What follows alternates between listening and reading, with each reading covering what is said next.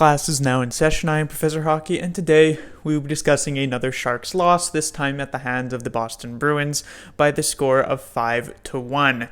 And this loss felt, I guess, a bit different than the previous two losses the Sharks have faced. Against the Maple Leafs, the Sharks were heavily outshot. They weren't very good in that game. But, there was the bright spot that Jones had a pretty solid game. It was on the second half of a back-to-back after a Sharks win against the Canadiens. So while it felt bad, it wasn't terrible. Then they came in against the Ottawa Senators. They lost that one 5-2, a game where the Sharks were just pretty much outworked. It's not that they were thoroughly outplayed throughout the game. It's just that the Senators seemed to really try a lot harder than the Sharks, who basically came in with zero effort. So an unfortunate game, a bad loss for the Sharks, but whatever. But they came into this one against the Boston Bruins. The final game of a road trip. They've just lost to the Ottawa Senators, and it's not even necessarily that they played horribly, it's just they were so thoroughly outplayed in every single facet of the game by the Boston Bruins, who, of course, credit to them, are one of, if not the best team in the NHL, Stanley Cup finalists from last year. But they just completely destroyed the Sharks in every single moment in the game. The power play was better, I guess, although the Sharks did go, I think, 1 for 2 or 1 for 3. The penalty kill was better, I guess, as well. The even strength play was, of course, better, as the Sharks' only goal was on the power play by Burns, as usual. The goaltending was better. The team defense was better. The neutral zone control was better. They were better in their own defensive zone. There were basically zero turnovers. They had better passing. It was more crisp. I don't think they even won the fights. There were so many fights here at the end of the game. At least the Sharks showed some fight in this game.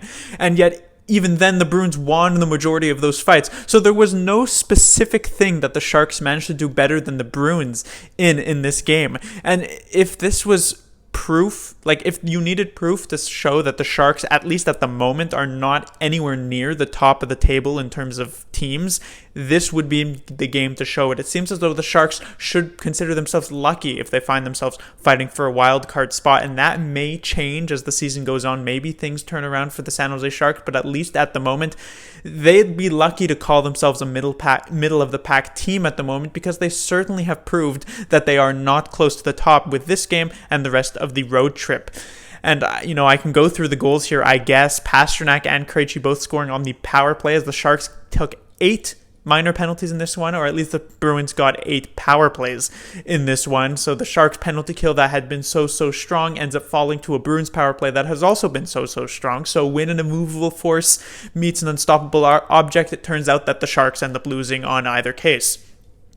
Then it was at least Burns who made it 2-1. I thought maybe there was a game, because this was early in the second period, so I thought maybe the Sharks had a heart-to-heart in the first intermission between coach and players, and they thought they were going to come out with a huge game, but no.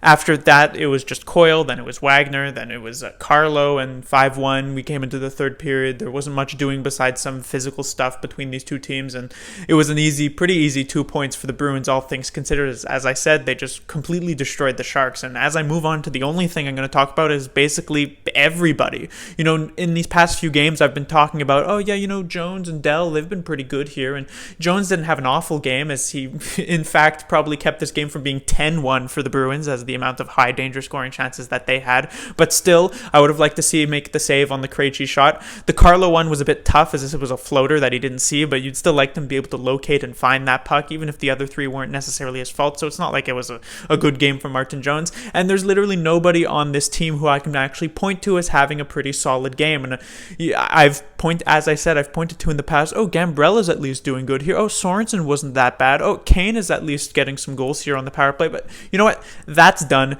Nobody's playing well. Nobody's playing well at all at the most important point, which is the even strength play. I don't care how many goals you score in the power play. I care how many goals you score at even strength, because when it comes to the playoffs, which is not sure if the Sharks are actually going to make the playoffs at this point, when it comes to the playoffs, as we know, there are a lot less power plays called, and at that point, you need to rely on the even strength scoring, and it seems as though if the Sharks were to actually succeed in the playoffs, they'd have to win basically every game 1-0, because it seems unlikely at this point they'll actually score more than a single even strength goal in the game, as evidenced by this one, which they got 0, as I've said.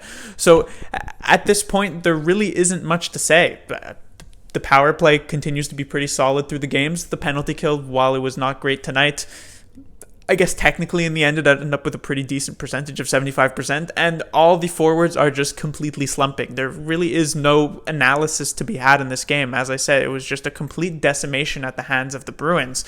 And so at the very least, the Sharks get to go home. They have a 6-game homestand, so maybe this is a moment to turn around the season, but I'm not too sure. They'll face off against the Winnipeg Jets on Friday, so a bit of a break as well, and maybe they completely regroup. Who knows? Maybe that drastic change of Peter DeBoer getting fired at this point happened. Peter DeBoer was actually kicked off the bench in this game by the referees, sent to the dressing room. So it seems as though he's also quite angry about this, which was pretty obvious. Even though we're not in the locker room, we know DeBoer likely isn't too happy about the Sharks' start.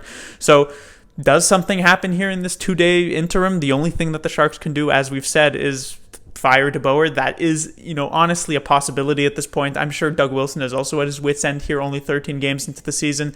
I won't say I expect it, but I wouldn't necessarily be surprised. But next game on Friday, I guess you can only hope it can go up, because it really would be very, very difficult for it to go down. I guess technically if they get thoroughly outplayed by the Jets, who aren't one of the best teams in the NHL, that would be a pretty down game from here tonight. But go Sharks. Class dismissed.